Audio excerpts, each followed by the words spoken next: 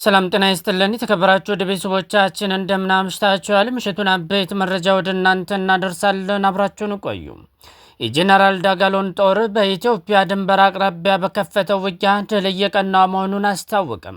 በሱዳን እየተካሄደ ያለው የእርስ በርስ ጦርነትን አሁን ደግሞ አቅጣጫውን ቀይሮም በምዕራባዊ ሱዳን የነበረው ውጊያ ወደ ምስራቃዊ የሀገሪቱ ክፍሎች መሸጋገሩን የሚገልጹ ዘገባዎች እየወጡ ይገኛሉ።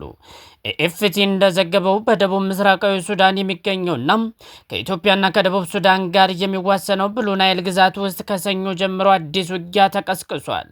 በዚህ ውጊያ በጄኔራል መሐመድ ሐማዳን ዳጋሎን የሚመራው ፈጥኖ ደራሽ ኃይሉም ከሱዳን ሕዝብ ነጻነት አውጪ ግንባር ሰሜን ጋር በመቀናጀት ባደረገው ጥቃት ድል እንደቀናው ዘገባው አስረድቷል። በውጊያው ታጣቂዎች ዲየም መንሱር የተሰኘውን ስትራቴጂካዊ ከተማ ለመቆጣጠር መቻላቸውንም አስታውቋል።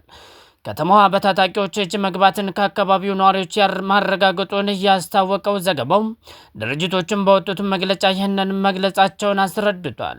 ሁለቱ ታጣቂዎች ይህንን ከተማ መቆጣጠራቸውን ተከትሎ ወደፊት እየገሰገሱ መሆኑን የጠቀሰው በአካባቢው ያሉ ነዋሪዎችም ጦርነቱን በመፍራት ወደ ኢትዮጵያና ኩምሩክ እየተሰደዱ መሆኑንም ገልጿል። ይህ በእንዲህ እንዳለ አንድ የሱዳን ከፍተኛ ባለስልጣን ለሱዳን ትሪቢዩን በሰጡት መግለጫ ለዚህ ጥቃት በኢትዮጵያ ላይ ወቀሳ ሰንዝረዋል።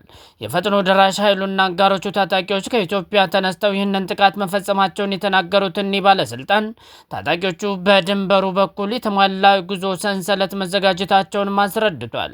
ይህ እንዲህ እንዳለ የሱዳን መንግስት ከዚህ ቀደም እነዚህ ታጣቂዎች በቤኒሻንጉል ጉሙዝ ክልል ውስጥ ማሰልጠኛ ካምፕ እንዳላቸው በተደጋጋሚ ሲገልጽ መቆየቱ ይታወሳል። ነገር ግን የኢትዮጵያ ባለስልጣናት ይህንን ማስተባበላቸውም አይዘነጋም። ዘገባውን ያገኘነው ከዘሀበሻ ነው።